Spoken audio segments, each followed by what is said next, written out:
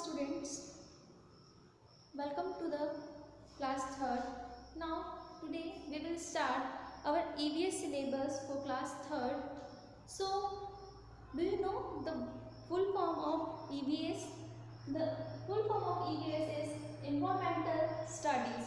Okay, so we will start with our chapter first, our family. But before starting this chapter, we will learn the word meaning of this chapter, and after that we will come to this part, our chapter.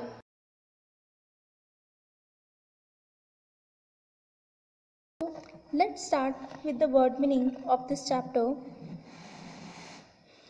First one is family. Family का मतलब होता है परिवार. Second one is joint family. Joint family का मतलब होता है संयुक्त परिवार. संयुक्त परिवार का मतलब जिसे हम बड़ा परिवार बोलते हैं. Three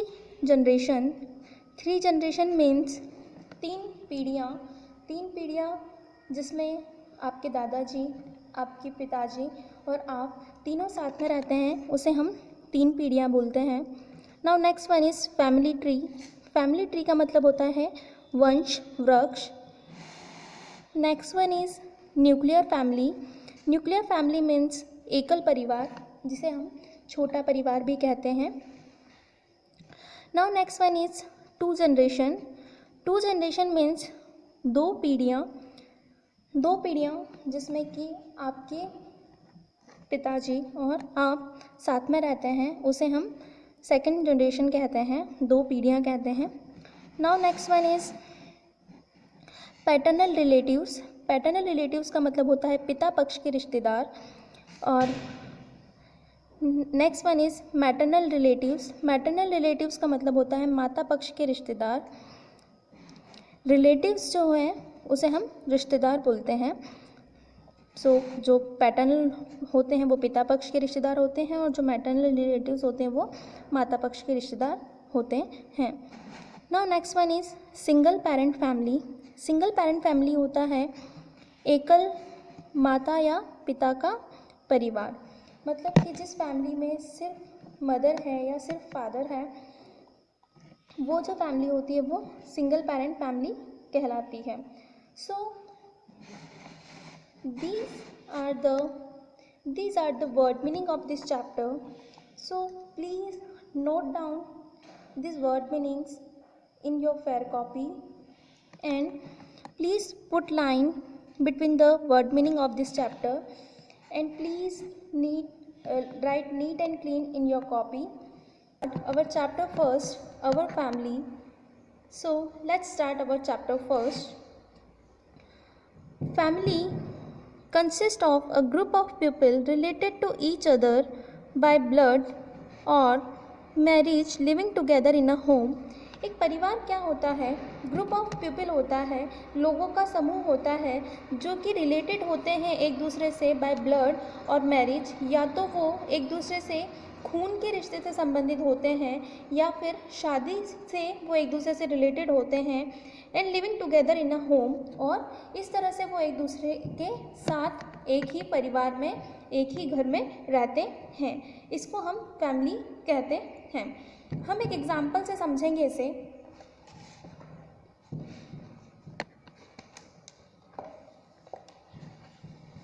for example,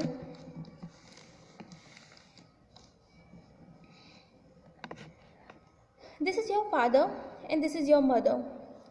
Your father and your mother both are from different family, but they both got married and become a one family.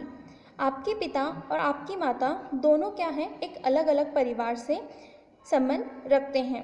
आपके पापा एक अलग फैमिली के हैं, आपकी मम्मा एक अलग फैमिली से हैं, बट दोनों की क्या हुई? शादी हो जाती है और वो क्या बन जाते हैं? एक परिवार बन जाते हैं. ये होता है हमारा marriage relation. Now come to the blood relation. Blood relation में क्या होता है? You, your brother, your sister. ये क्या है? आप हैं, ये आपका भाई है, ये आपकी बहन है. You both are related to blood relation. आप तीनों क्या हैं? ब्लड रिलेशन से संबंधित हैं. क्यों हैं? Because you all are the children of your father.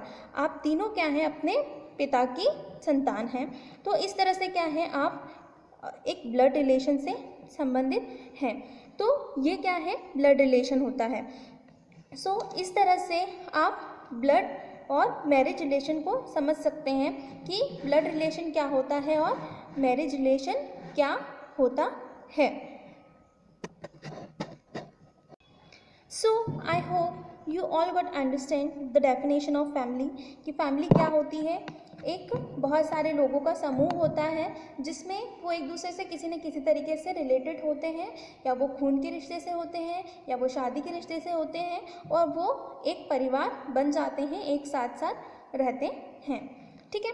Now kinds of family, family के टाइप्स क्या क्या होते हैं, किस किस तरह की फैमिली होती है, हम यहाँ पर डिस्कस करते हैं। यहाँ पर हमें उन्होंने किसी एग्जाम्पल के थ्रू समझा रखा है, तो हम भी एग्जाम्पल के थ्रू ही चलते हैं। Sanjana lives in a joint family. Sanjana एक लड़की है जो क्या है, किसी जॉइंट फैमिली में रहती है। संयुक्त परिवार जिसको हम बोलते हैं, जॉइंट फैमिली मतलब कि बड़ी फैमिली में रहती है। She has her grand parents, उस parents, uncle, aunt and her cousins in her family. उसकी फैमिली में कौन कौन है, उसकी फैमिली में उसके दादाजी, उसके पेरेंट्स, उसके मम्मा पापा, उसके uncle aunty and her cousins in her family. उसके अंकल आंटी है और उसके कजिन्स हैं, कजिन्स का मतलब होता है चचेरे भाई बहन हैं उस फैमिली में। So there are 3 generation living together in her family. उसकी फैमिली में 3 जनरेशन एक साथ रहती है। Her family tree is shown below. उसकी फैमिली का जो फैमिली ट्री है वो नीचे दर्शाया गया है। 3 जनरेशन, जो कि मैंने आपको वर्ड मीनिंग में पहले भी बताया है। 3 जनरेशन का मतलब क्या होता है, जिसमें आपके दादाजी, आपके पिताजी और आप, 3 पीढ़ियाँ एक साथ रह रही होती है, उसे 3 जनरेशन कहते हैं। तो 3 जनरेशन इसे कहते हैं। ठीक है। जनरेशन फर्स्ट, उसमें कौन आता है, उसके संजना के ग्रैंड फादर और ग्रैंड मदर, मतलब कि उसके दादाजी और दादी जी। ये उसकी पहली जनरेशन हो गई और ये उसकी फैमिली का फैमिली ट्री के बेस हो गया कि उसकी फैमिली स्टार्ट कहाँ से हो रही है। ठीक है। नाउ ये उसके ग्रैंड पेरेंट्स हो गए, grandfather and grandmother. Now generation two में उसके ग्रैंड फादर के बच्चे जो हैं, उसके फादर और उसके अंकल ये रहे। ये उसके फादर ने आपकी मदर से शादी करी तो they are become one family, and uncle ने आंटी से शादी करी से now they become one family. And now आप अपने ये संजना के पेरेंट्स की बेटी जो संजना खुद है और ये संजना के cousins. So Sanjana and Sanjana's cousin is the 3rd generation of this family. So this is the family tree of Sanjana's family. First generation is her grandparents, second generation is her parents, and third generation is Sanjana and her cousin. So now come to the next page. Kumar has his parents and his sister in his family. It is all a nuclear family and has 2 generations. His family's tree is shown alongside. Kumar की family में उसके parents मतलब कि उसके माता पिता and his sister in his family, और उसकी एक बहन है उसके परिवार में। It is a nuclear family. ये एक एकल परिवार है और छोटा परिवार है। एंड हैज़ 2 जनरेशन्स, और इस परिवार में सिर्फ 2 पीढ़ियाँ साथ में रहती हैं। His family tree is shown along side. उसका जो फैमिली ट्री है वो इधर दिया हुआ है, जैसे कि आप देख सकते हैं। जनरेशन 1 एंड जनरेशन 2, ये कुमार है, ये इसके पेरेंट्स हैं, मदर एंड फादर। और ये कुमार और उसकी सिस्टर। तो एक फैमिली जिसके अंदर सिर्फ 2 जनरेशन होती है वो न्यूक्लियर फैमिली कहलाती है। ठीक है। There are many people related to Kumar's family. These are called relatives. These people do not live with his family. Relatives related to his father's side are called paternal relatives. Relatives related to his mother's side are called his maternal relatives. There are many pupils related to Kumar's family.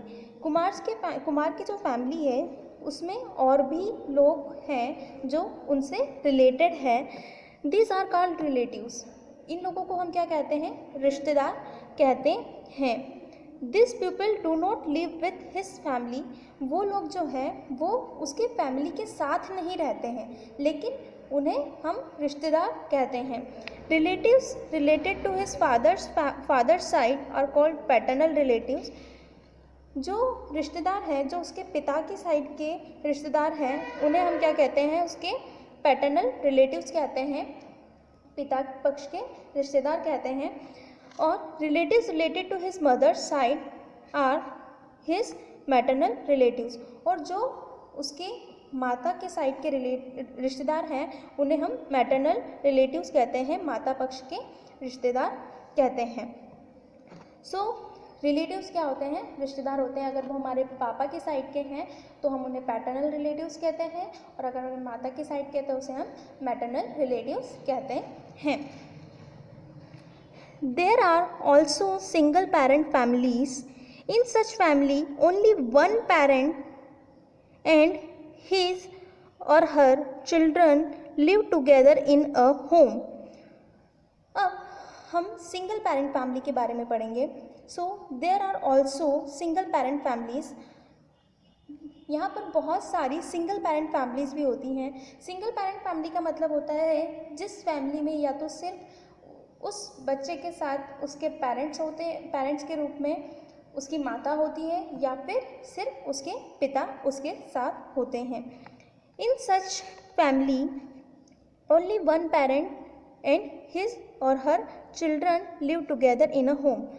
उस घर में उस बच्चे के साथ या तो उसके माता पिता के रूप में या तो सिर्फ माता होती है या सिर्फ पिता उसके साथ रह रहे होते हैं. This is called single parent family. Now I hope you all got understand this chapter. So please read this chapter twice. 2 बार इस चैप्टर को पढ़ें, अच्छे से उसे सुने ताकि आपको वो उसको समझ में आए. और please note down the word meaning of this chapter. इस वीडियो को पॉज करके आप उसके वर्ड मीनिंग को नोट डाउन करें और उन्हें लर्न करें, उन्हें अपनी फेयर कॉपी में लिखें और उन्हें याद करें. So thank you to all of you.